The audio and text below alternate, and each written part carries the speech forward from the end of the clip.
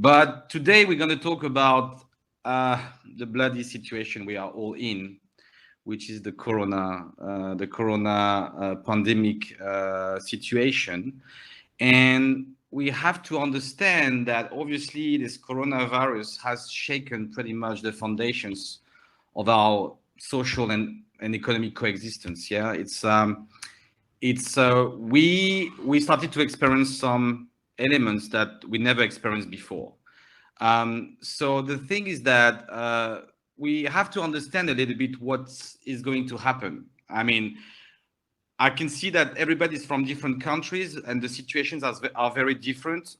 In Europe, we are starting to be a little bit out of it, but okay, if there is no second wave, some countries are still at the middle of the fight. So obviously, this is quite difficult for the people to understand what to do with their brand. Well, the history of the brands in crisis times tell us that if you keep focusing on what you want to deliver with your brand, and you are going to get back to the game faster than the others. You will see a bit after in the presentation that it's not so clear and easy as it may seem. But if you have a look to the 2008 crisis that I think impacted all the countries around the world, the strong brands, the brands that really took the time to really understand how to evolve and how to communicate, and not only how to innovate as well. Well, they pretty much recovered much faster, like 9 times faster, by the way. But what is the main element that we have to deal with? The main element is obviously about uncertainty. Nobody knows what's going to happen tomorrow. Second wave, not second wave. Did we fix the problem? Until we have a vaccine, I think the problem is still out there. Uncertainty is absolutely complicated to manage because we don't know what to do and we don't know how to react. What is important here is to change this uncertainty into risk. Because uncertainty, you don't know anything about what's going to happen. Risk is like you know, or at least you understand if what kind of decisions and what kind of risks you can make. All right. So this is really different because from the total unknown element, like I don't know what's going to happen, so I understand what may happen, and this is the decision I make. This is very different.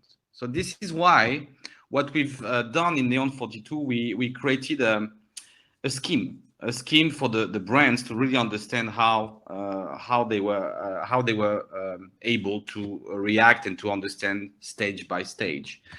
So obviously, we're not going to spend a lot of time in the stage 1, which is about learning.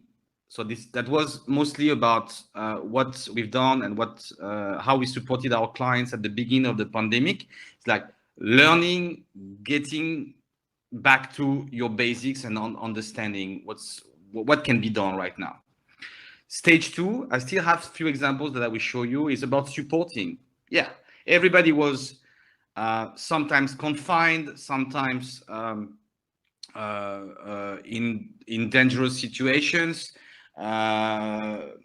planes, etc. I mean, I'm not going to go through all the categories, but it's about what should I do with my brand and with who I am, all right? Stage number 3, we called it celebrating. I'm a bit afraid that it might be a little bit too much like celebrating because we don't know when, what, and how to celebrate because it's still intangible what's going on, right? So we'd have to understand at least when we can start to, I mean, for example, in many countries now, the restaurants started to open, the schools as well. Is it a sort of celebrating? This is a moment of celebration, maybe partly, but everybody knows that there is still a risk, and the health situation is still very fragile. And the stage 4, which is where I'm going to focus today, is about scaling. It's like what elements did we learn in the process of this crazy situation? What did we learn to help our brand to become anti-fragile, to help our brand to tackle the challenges of the future, or to make better better decisions, or to have a bigger purpose? Maybe there are lots of things to do.